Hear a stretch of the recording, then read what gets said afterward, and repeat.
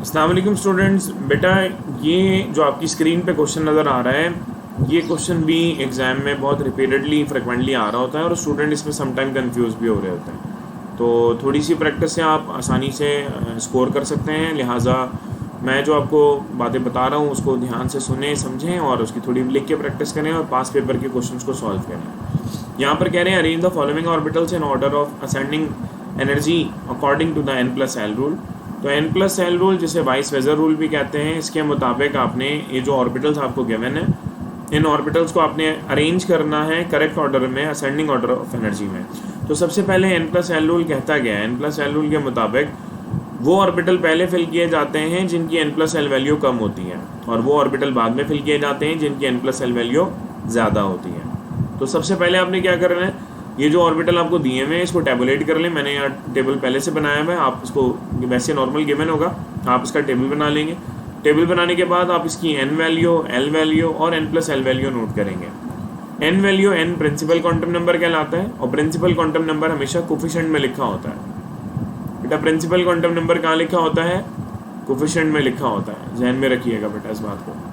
ये आपके सामने मैं कोफिशिएंट्स को अंडरलाइन कर रहा हूँ ना, तो ये आपके सामने जो कोफिशिएंट्स हैं ये प्रिंसिपल क्वांटम नंबर को करस्पॉन्ड कर रहे हैं जनाब। तो प्रिंसिपल क्वांटम नंबर वैल्यूज़ आपके सामने क्या लिखी हुई हैं, यहाँ जल्दी जल्दी नोट कर सकते हैं। 3 4 4 4 5 5 6 5 7 4।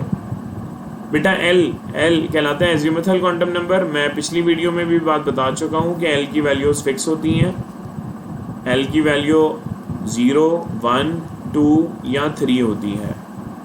बेटा 0 किसके लिए होती है? s ऑर्बिटल के लिए, p के लिए 1, d के लिए 2 और f के लिए 3 होती है। तो यहाँ ऊपर ऑर्बिटल लिखे हुए हैं, आपने फटाफट उनकी वैल्यूज़ को नोट डाउन कर लेना है। लाइक d के लिए वैल्यू 2 होती है, s के लिए 0, p के लिए 1, d के लिए 2, p के लिए 1, s के लिए 0, s के लिए 0, d के लिए 2, p के लिए 1, f के लिए 3 होती है। अब आपने सिंपल इनको ऐड कर लेना है। तो ऐड करेंगे तो ऐड करने से वैल्यूज़ क्या आ रही हैं आपके सामने? ऐड करेंगे इट इज़ 5 4 5 6 6 5 6 7 8 7।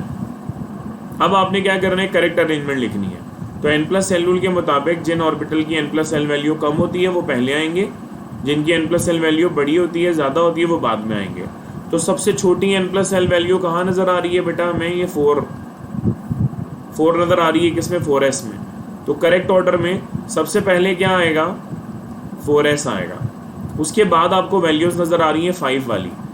यहाँ देख सकते हैं बेटा, 5 वाली एक वैल्यू यहाँ है, 5 वाली एक वैल्यू यहाँ है, 5 वाली एक वैल्यू यहाँ है। तो 5 वाली कितनी वैल्यू नज़र आ रही है? 3। अब हमने कहा कि वो ऑर्बिटल पहले फिल किया जाएगा जिसकी n+l वैल्यू कम होगी, जिसकी n+l वैल्यू कम होगी। तो 4 थी, सबसे पहले वो आ गया। अब 5 वाले 3 आ गए। जब 5 वाले यानी सेम n+l वैल्यू रिपीट हो जाए तो ऐसी सूरत हाल में जिसकी n की वैल्यू कम होगी, यानी we have to prefer smaller n, जिसकी n की वैल्यू छोटी होगी वो पहले आएगा। तो आपको नज़र आ रहा है कि यहाँ वाले केस में n की वैल्यू कितनी नज़र आ रही है? 3, और यहाँ n की वैल्यू कितनी है? 4, और यहाँ n की वैल्यू कितनी है? 5। तो ये स्मॉलर n को प्रेफर किया जाएगा। तो स्मॉलर n का मतलब पहले क्या आएगा? 3d, फिर क्या आएगा? 4p, फिर क्या आएगा? 5s। उसके बाद आप आ जाएंगे 6 वालों पर। तो 6 वाला 1 2 3, ये 3 ऑर्बिटल आपको 6 वाले नज़र आ रहे हैं। अब जब 6 वाले सेम नज़र आ रहे हैं तो इसमें भी क्या तरतीब होगी? स्मॉलर n को प्रेफर किया जाएगा।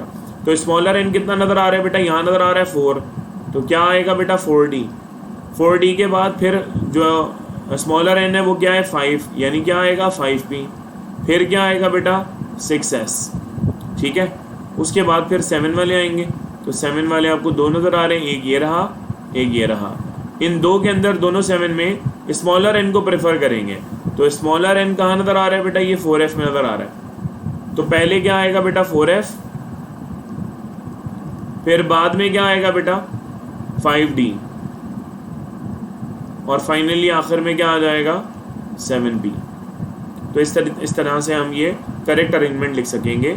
और इसकी प्रैक्टिस करना ज़रूरी है, ये रेगुलर बेसिस पे क्वेश्चन पेपर में आता है। होपफुली बात समझ में आ गई होगी। प्रैक्टिस करेंगे जितनी ज़्यादा उतना आपकी चीज़ें ग्रिप में आ जाएंगी, तो उससे आपको फ़ायदा होगा इंशाल्लाह। अल्लाह ताला ज़रूर आपके लिए, हमारे लिए आसानी वाला मामला फरमाए। वीडियो को लाइक करें, चैनल को सब्सक्राइब करें और शेयर करें। जज़ाकल्लाह।